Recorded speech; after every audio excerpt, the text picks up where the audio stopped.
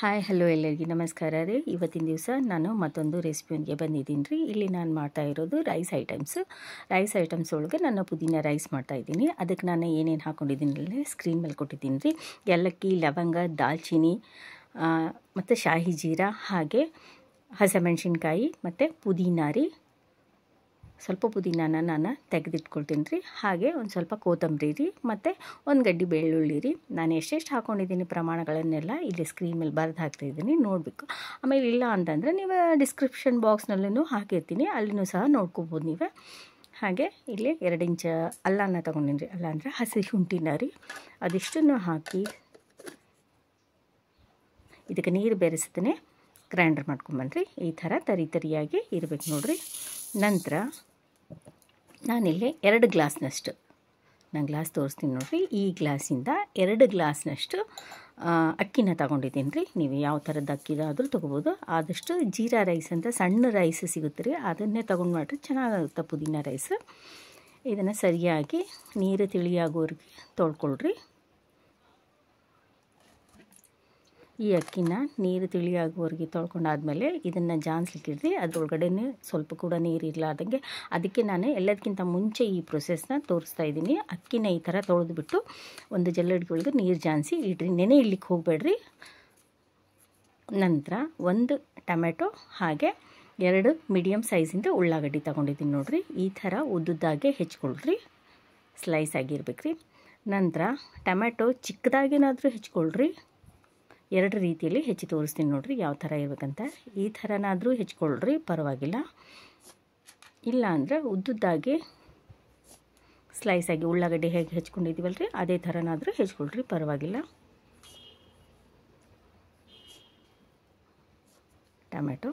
Tomato ನೀವು ಹಾಕಿದರೂ ನಡೀತಾ, ಇಲ್ಲ ಅಂದ್ರೆ ಲಿಂಬೆ ರಸನ ಯೂಸ್ ಮಾಡ್ಬೋದು. ಅದು ಯಾವಾಗ ಯೂಸ್ ಮಾಡ್ಬೋದು ಅಂತ ಹೇಳ್ತೀನಿ ನೋಡಿರಿ.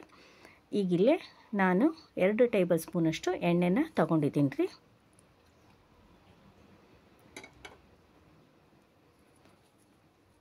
ಹಾಗೆ 2 ತೇಜ್ಪತ್ತ ರೀ, ಮತ್ತು 1/4 ಟೀ ಸ್ಪೂನಷ್ಟು ಜೀರಾ, ಶಾಹಿ ಜೀರಾ ಅಂತ ಹೇಳಿ ಸಿಗುತ್ತೆ, ಸಣ್ಣದಾಗಿರುತ್ತೆ ಶಾಹಿ ಜೀರಾ ಅಂತ, ಅದನ್ನು ಹಾಕ್ಕೊಳ್ಳೋದ್ರಿ.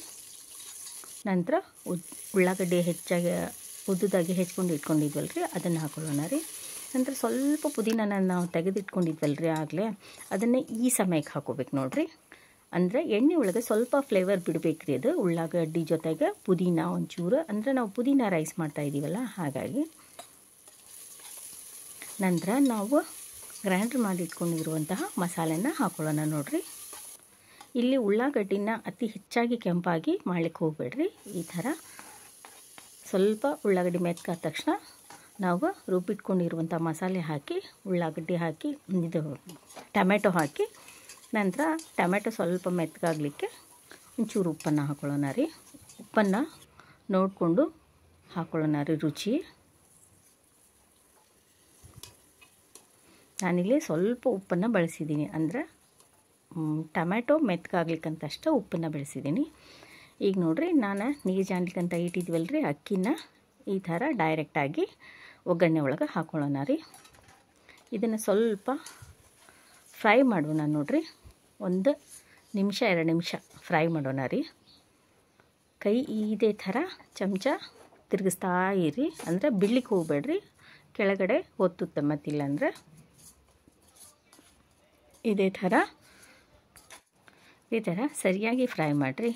ಇದರಲ್ಲಿ ನಾನು ಯಾವುದೇ ವೆಜಿಟೇಬಲ್ಸ್ಗಳನ್ನು ಉಪಯೋಗಿಸಿಲ್ಲ ರೀ.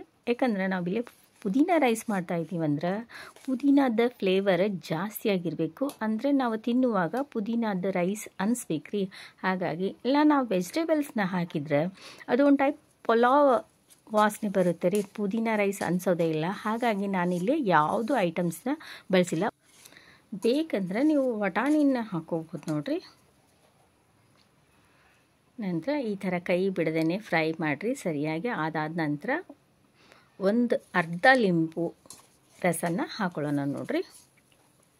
ನಾನು ಟೊಮೆಟೊ ಬೇಕಂದ್ರೆ ಹಾಕ್ಕೊಳ್ರಿ, ಇಲ್ಲಾಂದರೆ ಇಲ್ಲ ಅಂತ ಹೇಳಿದ್ನಲ್ರಿ. ಅದಕ್ಕೆ ಟೊಮೆಟೊ ಬದಲಿ ನೀವಿಲ್ಲ ನಾನು ಅರ್ಧ ಲಿಂಬೆಹಣ್ಣನ್ನು ಬಳಸಿದ್ದೀನಲ್ಲ, ನೀವು 1 ಲಿಂಬೆಹಣ್ಣನ್ನು ಪೂರ್ತಿ ರಸನ ಬಳಸ್ಬೋದು ರೀ. ಈಗ ನೋಡಿರಿ, ಗ್ರೈಂಡ್ರ್ನಲ್ಲಿ ಸ್ವಲ್ಪ ನೀರು ಹಾಕಿ ಆ ಮಸಾಲೆಗಳನ್ನು ನೀರು ಜೊತೆಗೆ ಹಾಕಿದೆ. ಹಾಗೆ ನಾನಿಲ್ಲಿ 2 ಗ್ಲಾಸ್ ಅಕ್ಕಿ ತೊಗೊಂಡಿದ್ದೀನಲ್ರಿ, ಹಾಗಾಗಿ 4 ಗ್ಲಾಸ್ನ ನೀರನ್ನು ಹಾಕ್ಕೊಳ್ತಾ ಇದ್ದೀನಿ ರೀ. ಸ್ವಲ್ಪ ಕಡಿಮೆ ಇದ್ದರೂ ಪರವಾಗಿಲ್ಲ.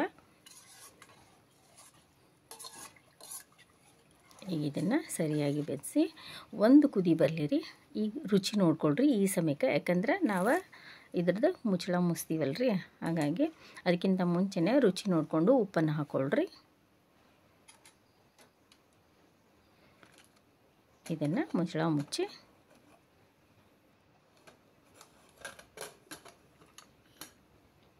ಎರಡು ಸೀಟಿ ಆಗುವಷ್ಟು ಮೀಡಿಯಮ್ ಫ್ಲೇಮ್ ಒಳಗಡೆ 2 ಸೀಟಿ ಆಗಲಿ ರೀ. ನಾನು ಮೊದಲೇ ಹೇಳಿದಾಗೆ ಪುದೀನ ರೈಸ್ ಇದನ್ನು ನೀವು ಆಲ್ಮೋಸ್ಟ್ ಹೆಚ್ಚಾನೆಚ್ಚು ಯಾವುದೇ ವೆಜಿಟೇಬಲ್ ಬಳಸ್ದೇ ಪುದೀನ ಹೆಚ್ಚಾಗಿ ಹಾಕಿ ಈ ಥರ ಪುದೀನ ರೈಸ್ ಮಾಡಿಕೊಂಡ್ರೆ ಸೂಪರಾಗಿರುತ್ತೆ ನೋಡಿರಿ. ಅದ್ರದ್ದು ಫ್ಲೇವರ್ ಒಂದು ತುಂಬ ಚೆನ್ನಾಗಿ ಬರುತ್ತೆ ರೀ. ಹಾಗೆ ಪುದೀನ ರೈಸ್ ವಾರದಲ್ಲಿ 1-2-3 ಸಲ ಮಾಡ್ಕೊಂಡು ತಿನ್ನಿರಿ. ಯಾಕಂದರೆ ಪುದೀನದಿಂದ ಪಚನಕ್ರಿಯೆ ಹೆಚ್ಚಾಗುತ್ತೆ ರೀ, ಸರಳವಾದ ಪಚನಕ್ರಿಯೆ ಆಗುತ್ತೆ ರೀ. ಹಾಗಾಗಿ ಯಾವುದೇ ಥರದ ಎಸಿಡಿಟಿ ಇರೋದಿಲ್ಲ ರೀ. ಪುದೀನ ಸ್ವಲ್ಪ ಹೆಚ್ಚಾಗಿ ಬಳಸಿ ಈ ಥರ ಪುದೀನ ರೈಸ್ ಮಾಡ್ಕೊಳ್ರಿ. ಇದರಲ್ಲಿ ಯಾವುದೇ ವೆಜಿಟೇಬಲ್ನ ಮಾತ್ರ ಬಳಸ್ಲಿಕ್ಕೆ ಹೋಗ್ಬೇಡ್ರಿ, ಯಾಕಂದರೆ ವೆಜಿಟೇಬಲ್ನ ಬಳಸಿದರೆ ಇದು ಪುದೀನ ರೈಸ್ ಆಗೋದಿಲ್ಲ ರೀ. ನಾನು ಮೊದಲೇ ಹೇಳಿದಾಗೆ ನೋಡ್ರಿ, ನಾನು ಸರ್ವ್ ಮಾಡ್ಕೊಳ್ತಾ ಇದ್ದೀನಿ. ಇದನ್ನು ನಾನು ಮೊದಲೇ ಹೇಳಿದಾಗೆ ನೀವು ಇದನ್ನು ಮೊಸರು ಪಚಡಿ ಜೊತೆಗೆ ಅಥವಾ ಟೊಮೆಟೊ ಸಾರು ಜೊತೆಗೆ, ಟೊಮೆಟೊ ಚಟ್ನಿ ಜೊತೆಗೆ, ಅಥವಾ ಸೌತೆಕಾಯಿ, ಗಜ್ಜರಿ, ಉಳ್ಳಾಗಡ್ಡಿ, ನಿಂಬು ರಸ ಇಷ್ಟನ್ನು ಬಳಸ್ಕೊಂಡು ಮಸ್ತಾಗಿ ತಿನ್ಬೋದು ನೋಡಿರಿ. ತುಪ್ಪ ಬಿಸಿ ಬಿಸಿ ತುಪ್ಪ ಹಾಕ್ಕೊಂಡ್ರಂತೂ ಇನ್ನೂ ಟೇಸ್ಟ್ ರೀ. ಹಾಗಿದ್ರೆ ಈ ವಿಡಿಯೋ ನಿಮಗೆ ಇಷ್ಟ ಆಗಿದೆ ಅಂದ್ಕೊಳ್ತೀನಿ ರೀ. ಇಷ್ಟ ಆಗಿತ್ತು ಅಂದ್ರೆ ಲೈಕ್ ಮಾಡಿರಿ, ಶೇರ್ ಮಾಡಿರಿ, ಕಮೆಂಟ್ ಮಾಡಿರಿ, ಸಬ್ಸ್ಕ್ರೈಬ್ ಮಾಡ್ಕೊಳ್ರಿ, ಪಕ್ಕದಲ್ಲಿರುವ ಬೆಲ್ ಐಕನ್ನ ಕ್ಲಿಕ್ ಮಾಡಿರಿ. ಯಾಕಂದರೆ ನಾವು ಬಿಡೋ ಪ್ರತಿಯೊಂದು ವಿಡಿಯೋದ ನೋಟಿಫಿಕೇಷನ್ ನಿಮ್ಗೆ ಸಿಗುತ್ತಾ, ನೀವೇ ಮೊದಲು ನೋಡ್ಬೋದು. ಹಾಗಾಗಿ ನಿಮ್ಮ ಫ್ಯಾಮ್ಲಿ ಫ್ರೆಂಡ್ಸ್ ಜೊತೆಗಳಿಗೂ ಹಾಗೆ ಶೇರ್ ಮಾಡಿಕೊಳ್ರಿ. ಇದೇ ಥರದ ವಿಡಿಯೋದೊಂದಿಗೆ ನಾವು ಮತ್ತೆ ಭೇಟಿಯಾಗೋಣ ರೀ. ಅಲ್ಲಿವರೆಗೂ ಈ ವಿಡಿಯೋ ನೋಡೋದಕ್ಕಾಗಿ ಎಲ್ಲರಿಗೂ ಧನ್ಯವಾದಗಳು ಹಾಗೂ ಎಲ್ಲರಿಗೂ ನಮಸ್ಕಾರ.